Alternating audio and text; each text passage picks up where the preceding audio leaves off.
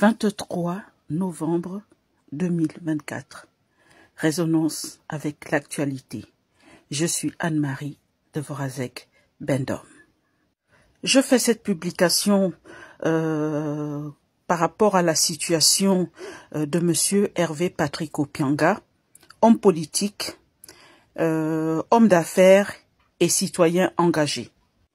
Monsieur Hervé Patrick Opianga est connu par le commun des Gabonais pour sa proximité avec l'ancien régime et surtout la pièce maîtresse de cet ancien régime qui était Monsieur Ali Bongo. Arrivé au 30 août, nous l'avons vu apparaître aux côtés de Monsieur Brice Clotaire Oligui Nguema, le général Brice Clotaire Oligui Nguema, qui a fait le coup d'État du 30 août et qui a été proclamé président intérimaire du Gabon. À travers les images, à cette occasion, nous avons pu comprendre que les deux hommes, c'est-à-dire Monsieur Hervé Patrick Opianga et Monsieur Brice Clotaire Oligui Nguema, étaient des personnes proches et étaient tous les deux engagés dans le coup d'État qui a permis la chute de Monsieur Ali Bongo Ondimba.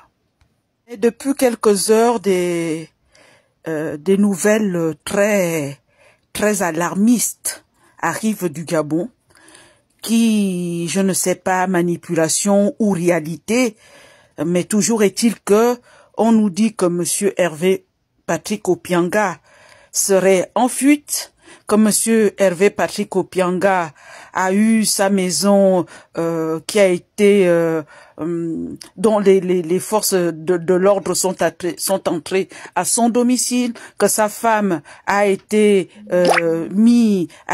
amenée auprès des agents de sécurité, que son frère également est retenu, que même son entreprise, le siège de son entreprise aussi a subi une visite pas amicale du tout des agents judiciaires, etc., etc. Moi, si je fais cette publication, c'est pour dire qu'au Gabon, on a toujours eu, quand il y a eu ce type d'événement, la manipulation de la part des uns comme de la part des autres. Or, le 30 août est censé avoir instauré une nouvelle ère au niveau du Gabon et que les choses doivent être faites autrement. C'est pour cela que je demande aujourd'hui aux avocats de Monsieur Hervé Patrick Opianga, si vous ne pouvez pas faire une conférence de presse, émettez au moins un communiqué de presse qui précise exactement quelle est la situation actuelle de Monsieur Hervé Patrick Opianga. On ne vous demande pas plus car votre silence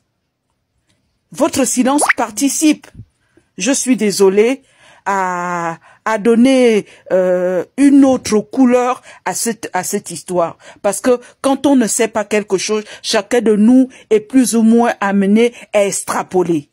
Donc, même sans le vouloir, on manipule les uns les autres. Or, aujourd'hui au Gabon, le coup d'État nous a permis de nous retrouver, c'est ce qu'on avait cru, et que nous soyons bienveillants les uns envers les autres. Même si Monsieur Hervé Patrick Opianga n'aurait sûrement pas défendu une Madame Dvorak ou un monsieur je ne sais pas qui, néanmoins c'est un compatriote. Ce qui lui arrive pourra arriver à bien d'autres personnes. Même ceux qui sont aujourd'hui soi-disant les amis de ce pouvoir actuel, ils peuvent aussi devenir du jour au lendemain des gens à qui on demande des comptes. Donc, mesdames et messieurs, les avocats d'Hervé Patrick Opianga, au lieu de laisser chacun raconter ce qu'il veut, au lieu de laisser chacun dire n'importe quoi, dites-nous exactement dans quelle situation, qu'est-ce qui se passe actuellement